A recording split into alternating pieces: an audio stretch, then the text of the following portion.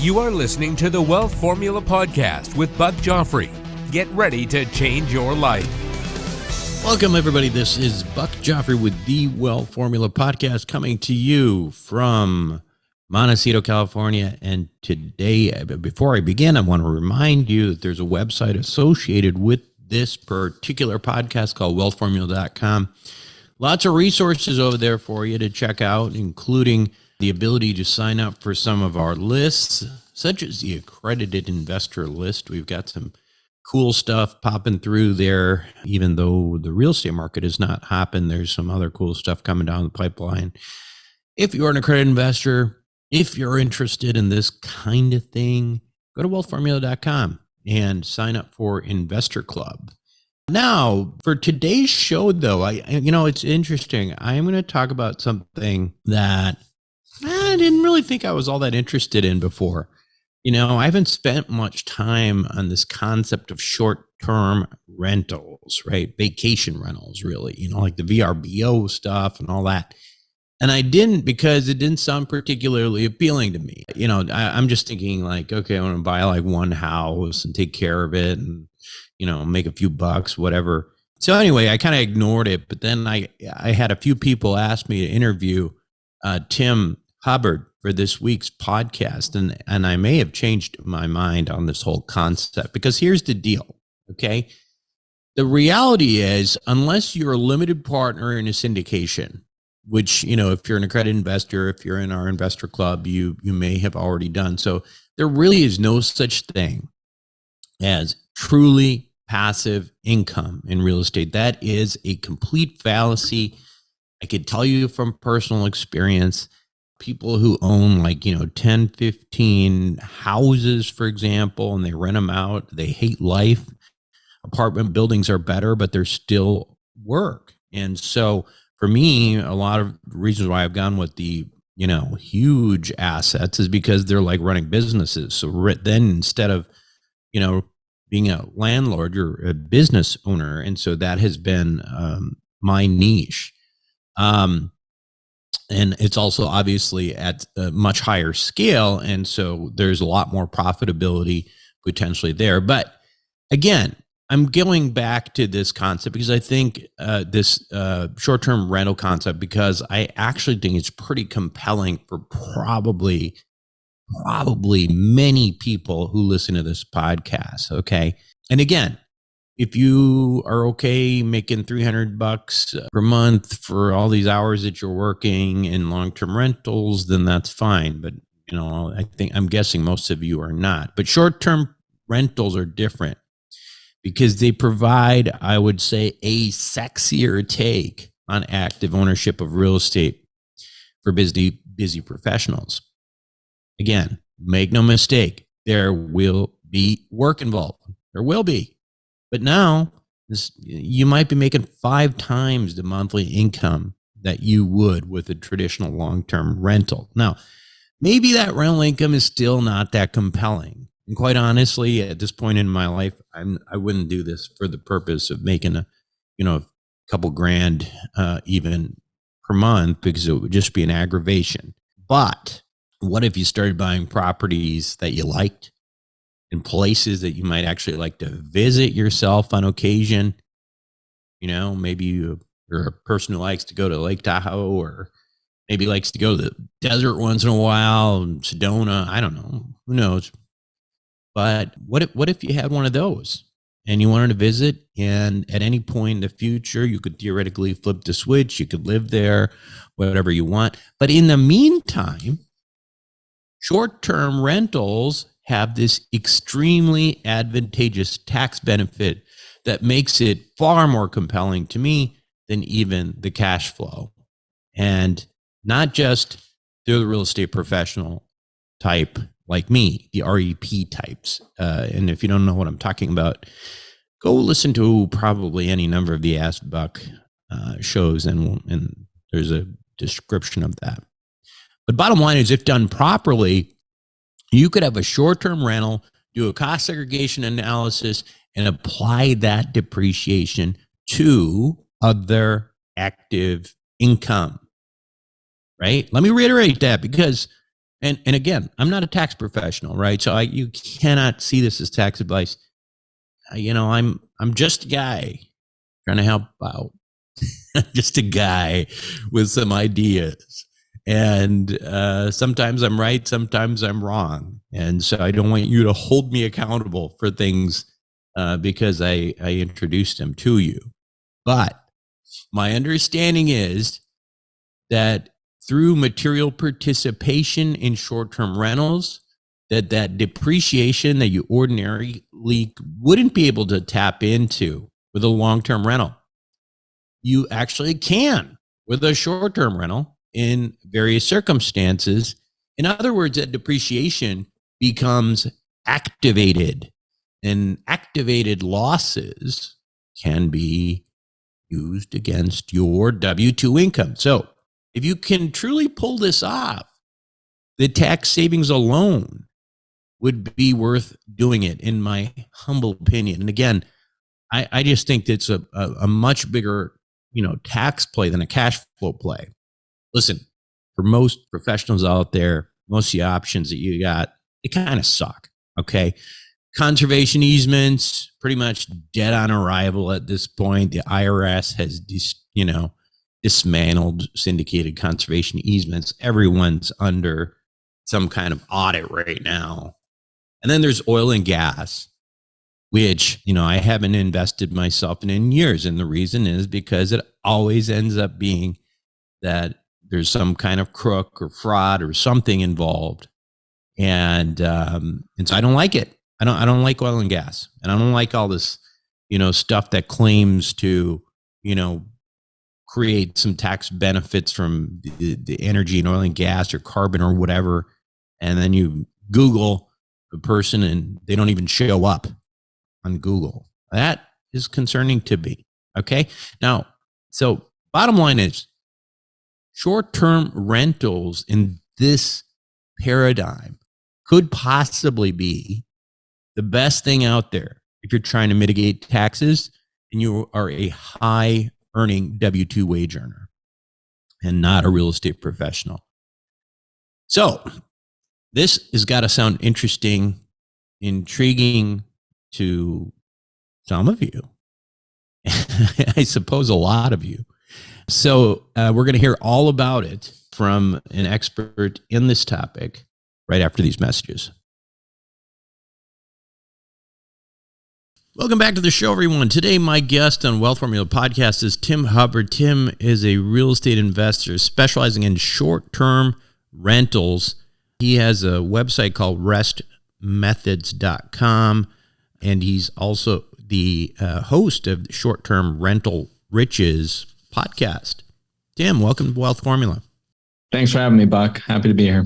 Yeah, so as we were discussing offline, I mean, you came up by a few of the people in my investor ecosystem as a resource for short-term rentals, which is not something that I've really spent much time talking about. Why don't you start out just kind of explaining how you kind of got into this space? Sure. Yeah. I've been a real estate investor for a long time, and I started with traditional long-term rentals, small multifamily properties in particular. And I'm from California originally. And I started looking outside of California for other markets to invest in a long time ago. And as I was doing that, I was staying in short-term rentals as I was doing some of my market research. And I ran the numbers on one of the Airbnbs I was staying in as I was looking for long-term rental properties there, and realized that it was making way more money than some of the potential investments I was looking at. So I ended up switching some of my portfolio at that point over to short-term rentals, and then started kind of focusing on that and been doing that ever since. Very cool. And so let's talk a little bit about why you switched. And, part of it is the profitability issues, right? So why don't you talk about some of the advantages of short-term rentals compared to, your traditional, you buy a house and rent it out kind of thing for a longer period? I mean, obviously there's a monetary advantage there, right? And maybe you can kind of tell us how much better that is and that kind of thing.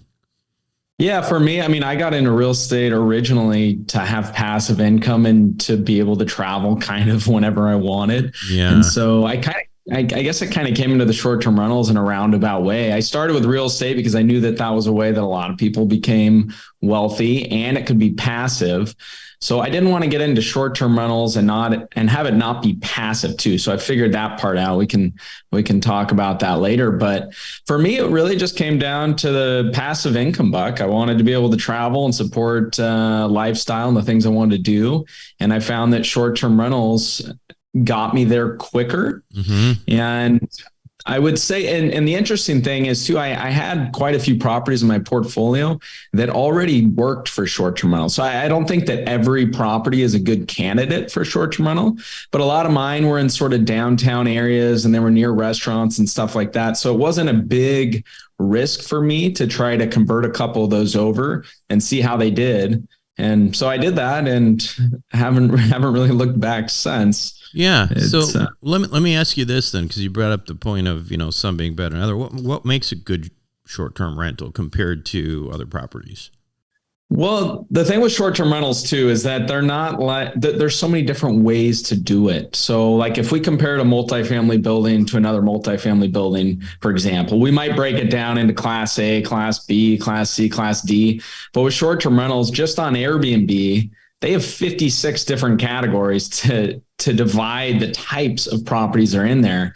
And that can be anything from a tree house now, you've seen crazy short-term rentals, to an urban apartment downtown.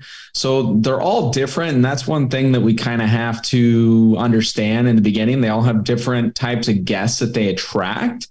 And so for me, I think some of the best candidates for short-term rentals are properties that attract the most type of guests for the most amount of reasons. So business travel, vacation, got it. Places where can visit kids in college, all those types of things. Sure. Makes sense. So, one thing that I always kind of wonder about with short-term rentals is how do you navigate the local ordinances with regard to short-term rentals versus long-term? I actually live in California too.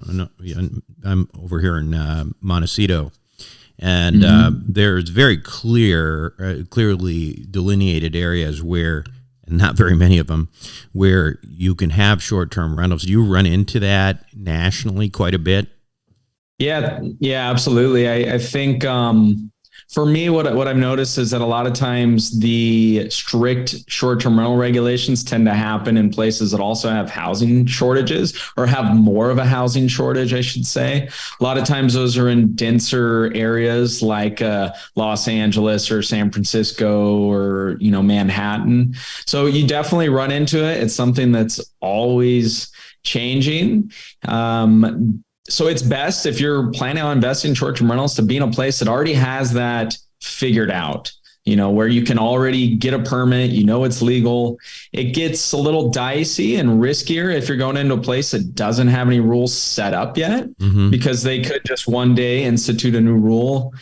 There are some other ways kind of around that now. There's an interesting thing happening with short-term rentals too, and that's that people are just staying in them longer now, kind of living in short-term rentals. Yeah. And so if you pass a 30-night stay, for example, most of the time those regulations aren't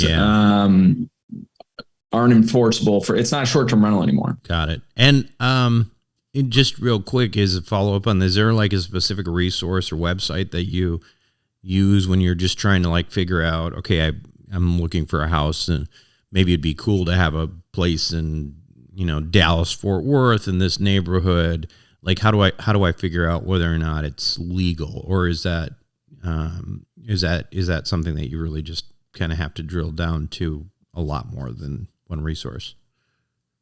It's pretty easy to find out these days. Airbnb actually has their own section of their website where you can go on and it talks about, But it's worth, if you're at all uncertain, you can most of the time Google the local jurisdiction or the county website, and they'll have rules on there. It is interesting too. I mean, you might have a city like Houston, for example, or Dallas or whatever it happens to be that says, yes, you can do short-term rentals here, but you can still have neighborhoods within that city that maybe have an ordinance around it. So you got to check a little further than just the citywide. Right. And even within that, like if you have apartment buildings or, like condominiums, things like that, they probably have their own little condo association rules as well, I'm guessing, right? Yeah. HOA. I mean, there's some HOAs that are for vacation rentals, and they're used to that. And then there's some that don't allow it at all. And then HOAs, again, are one of those things that can change too. So if they don't have a rule in place and a lot of owners say, hey, we're not really liking these short-term rental things, they could have a committee meeting and they could change it. So best to kind of just know up front that there's a process in place already. So, a big part of why you said you're interested in this was passive income. And I think it's kind of interesting that you mentioned that's faster, because I think everybody who, or I shouldn't say everybody, but myself included, starts out with the purple books of my friend Robert Kiyosaki. You read it and you think, gosh, this sounds like a great idea, right? I mean, you're just going to accumulate passive income. And the next thing you know, you're riding off into the sunset. But the challenge is that it's incrementally extremely difficult to get to those numbers quickly. Even if you're getting 8, 9, 10% per year, the amount you need to deploy in order to get back, that replacement income that maybe is your goal is huge. Mm-hmm. And what you're suggesting is, hey, short-term rentals might be a way to get there quicker, right? So the question I have for you is, how passive is this? Because, certainly even with apartment buildings, I can't say that they're not super passive. I mean, everybody makes it sound like it's mailbox money, but it is work. And so you've had experience both in long-term rentals and short-term rentals. And I'm curious on your thoughts on, how much work it is. Yeah, there's definitely a lot more operational pieces when it comes to a short-term rental. I mean, if you have my average stay is a little less than 4 nights. So if you compare that to a year-long lease, you got a lot of people coming in, you got a lot of people going out. But I would say, I've had long-term rentals that were a pain in the butt, or long-term management companies or managing my properties were a pain in the butt. So it really comes down to the team and the operations in place. I think one of the nice things about short-term rentals is that if you do find a good property and it's a good market and it's projected, or it's earning how you projected it was going to, you have a lot more cash flow than you would with a long-term rental. So you can afford to hire a good property manager and still be making more net income than you could with long-term rentals. That's, every market's different, of course, but that's what I sort of found, is that I was looking at these single family homes, turnkey type of investments that were making a few $100 a month after everything was said and done, after paying management. And then I realized I could get just a few properties that earned, 3, 4, 5 times that in terms of net income.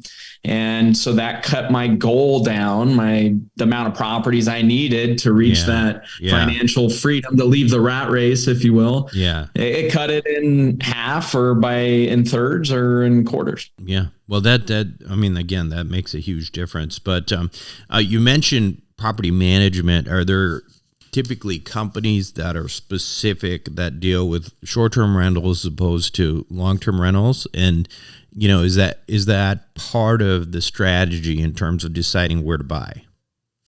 Yeah, I think, well, one of the nice things is that when I started years ago with short-term rentals, it was kind of like the wild, wild west. There wasn't a lot of regulations in cities, and it just wasn't as evolved as it is now. And so now we have tons of software tools that we can use to automate a lot of parts of the process. We don't have to actually meet our guests to get them into our properties and to protect our properties. There's all these types of things. And along with that has come a lot of professional property managers too. So it used to be a lot harder to find a good short-term rental property manager, but now as they become much more popular, it's easier, but it's also a lot easier to manage it yourself if you wanted to. And that's how I've set up my portfolio.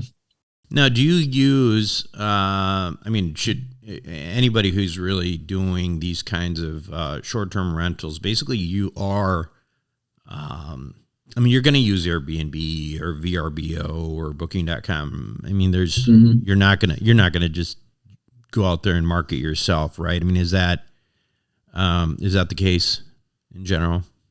Yeah, I think most people start off with just Airbnb maybe, but again, it depends on the market you're in, because VRBO and those other OTAs, online travel agencies, have been around for a long time, but it's definitely easier to maybe just start with Airbnb because they handle the payments for you. They provide additional liability insurance and property protection.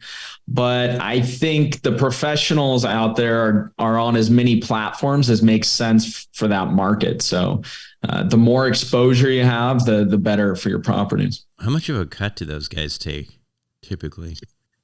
It ranges. Airbnb actually takes like 3%. Oh, that's if not you bad. choose. But they charge the guest a lot. They charge the guest like 13 to 17%. So it adds up to quite a lot. Right. And they also have another option if you want to handle more of the fees up front and the guest pays less, but they have a minimal fee. But Booking.com, for example, is 15%. So they kind of range. Let's talk a little bit, we talk a lot about taxes on this show, my friend.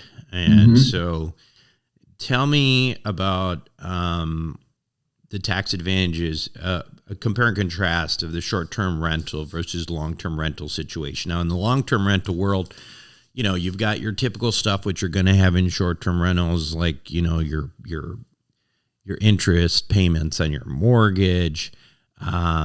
But let's talk about depreciation in particular, because, one of the big things with long-term rentals, at least through 2022, was that you would do a cost segregation analysis, get your 100% bonus depreciation right onto the sunset, writing off your entire equity stack there. So can you still do that in short-term rentals? Yeah, you can. And there's actually an interesting thing with short-term rentals. If we want to take the max tax benefits from a traditional real estate investment, we want to be a real estate professional, right? Mm-hmm. And that can be difficult to qualify for a lot of people, especially if you're a doctor or you have a full-time job. You can't technically qualify as a real estate professional. But with short-term rentals, they're different depending on your average length of stay. So if your average length of stay is 7 days or less, it's considered more of a business than it is a past real estate investment. So they have what they call materially participating. And that can make you eligible to use all of those losses or that depreciation to offset your other income. Interesting. So in that scenario, job, the depreciation becomes activated for a non-real estate professional. Right. That's huge. Right. That's absolutely huge. Now, is there a difference in the amount of depreciation that you can take? So, for example, in 2022, if you did a cost seg and you had, 30% of the property was considered personal property, you could take that entire 30% in the first year. This year, it's, 80%, not 100%. Right. Same rules, or are they different? And does it depend on, how long people stay and all that kind of stuff?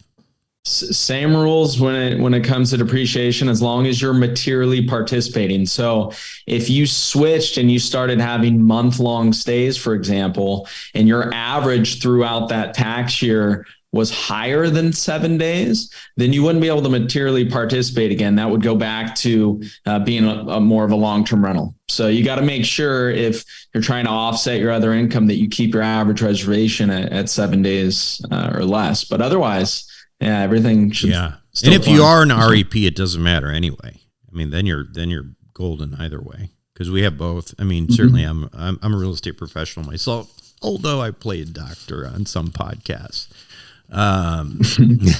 So, I'm curious about this too, Tim.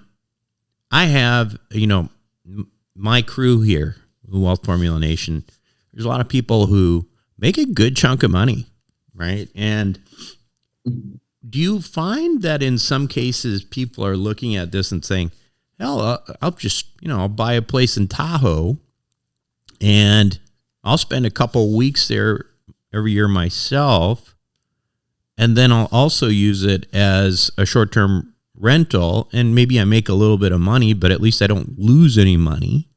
Do you find like that being a common, approach to this?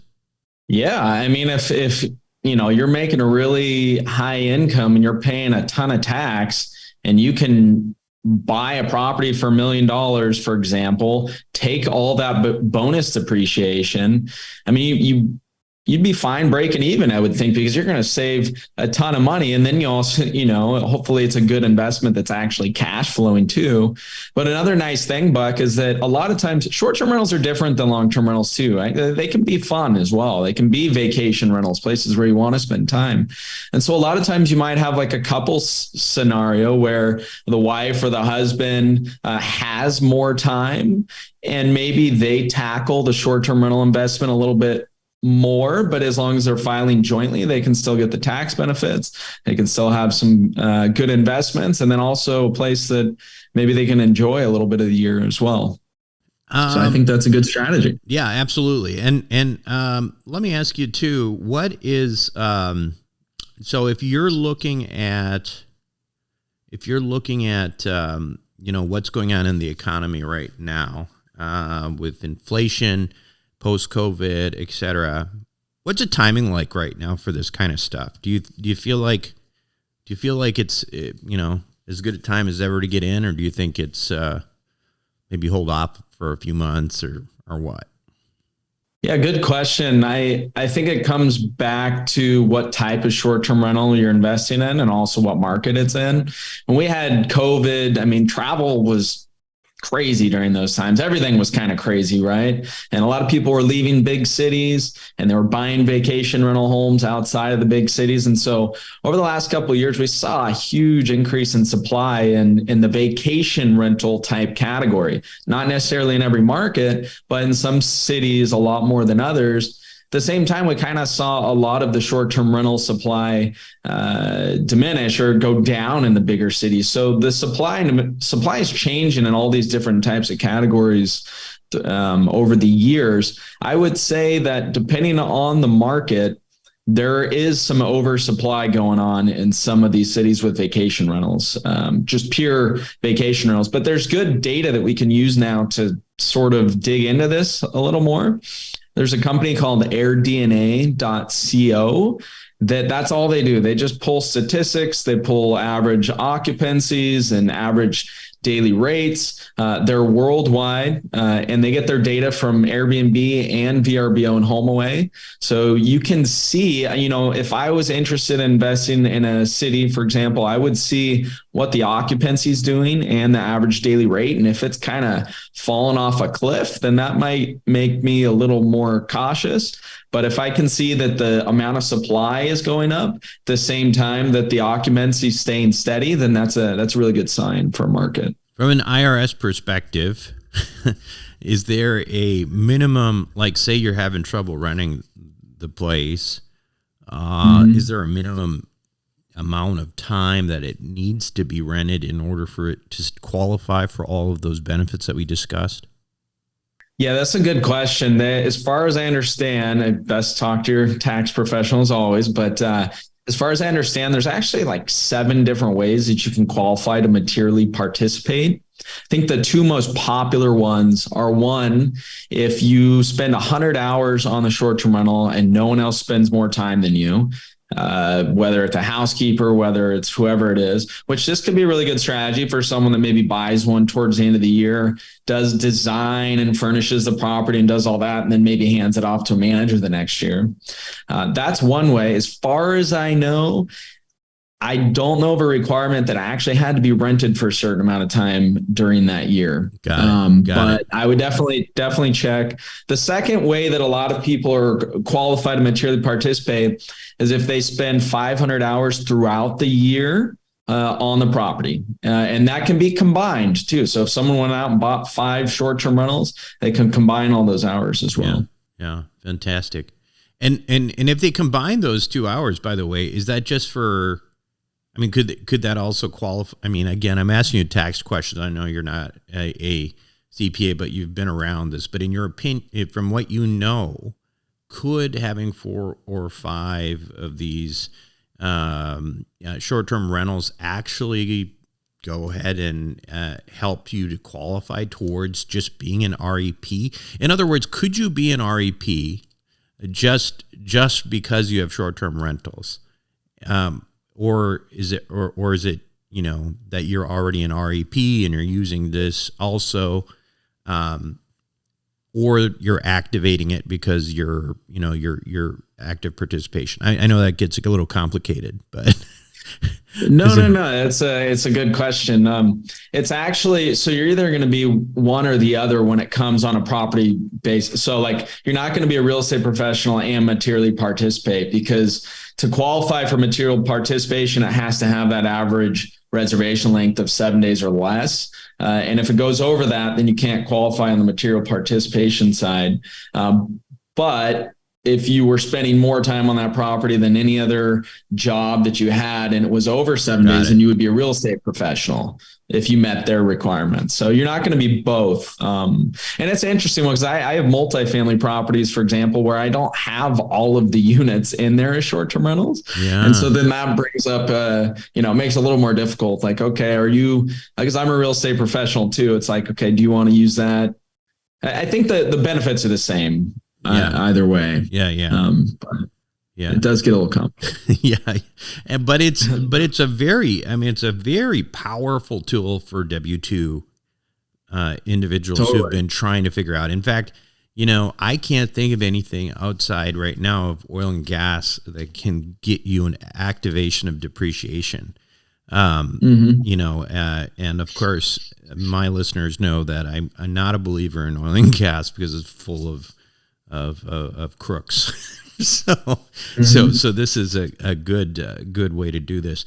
All right. So let's talk, you have a course, or you have some courses, right? Are they, and they are at this, restmethods.com. Yeah. So I've been, years ago, I lived really far away from most of my portfolio is all in the US. And so friends were asking me over the years, how are you managing this? Because I do manage with my own team, all my portfolio, and we've managed tens of thousands of guests. So we've learned quite a bit. And so I've been doing some live events over the last years, and I've wrapped some of that into an online course that you can find at restmethods.com. It's got kind of my whole process, what I look for, and how I look for a team, and how I set things up, and automation, all that fun stuff. Got it. And the podcast again is Short-Term Rental Riches, and I'm sure you can find that everywhere. Hey, one last question before I forget, because I should have asked you this. Financing this kind of property is a lot more difficult, presumably, than financing, residential stuff, long-term. Yeah, good question. Important piece of the real estate investment puzzle, isn't it? Yeah. So it depends on the type of property. Again, a lot of my properties are smaller multifamily properties, and a lot of them were actually rented as long-term rentals before I converted them. So I bought them with traditional commercial financing. They do have a lot more lenders, just like they have a lot more property managers now that specify in financing for short-term rentals. And there are a lot more bigger, nationwide lenders that are open to it. And so way more options than before, but it's definitely something you got to make sure everyone's aware of. Yeah. Good stuff, Tim. I appreciate you being on Wealth Formula Podcast, and I'm sure a bunch of people are going to be heading over to that website, restmethods.com, and listening to you on your podcast. And, you're doing great work. So thanks for being on Wealth Formula Podcast, and we'll love to have you back again soon. Yeah, thanks for having me. We'll be right back. Welcome back, everyone, and I hope you enjoyed that show. I actually found it to be really compelling, frankly, and I got my eyes on some thoughts, my eyes on some areas throughout the country that I think it could make a lot of potential sense to, have a property or two. Like Lake Tahoe sounds really appealing to me, especially the Nevada side. So maybe someday I go and, retire and live, 51% of my life on the Nevada side of Tahoe for tax purposes or something like that. Who knows? But anyway, hope you enjoyed the show, and I highly encourage you to, check out this guy's website, check out the courses if you're interested, and also his podcast. That's it for me this week on Wealth Formula Podcast. This is Buck Joffrey signing off. Thank you for listening to the Wealth Formula Podcast. Visit us on the web at wealthformula.com. The information contained in this podcast are opinions, not fact. As always, consult your own financial team before making any investment. See you next time.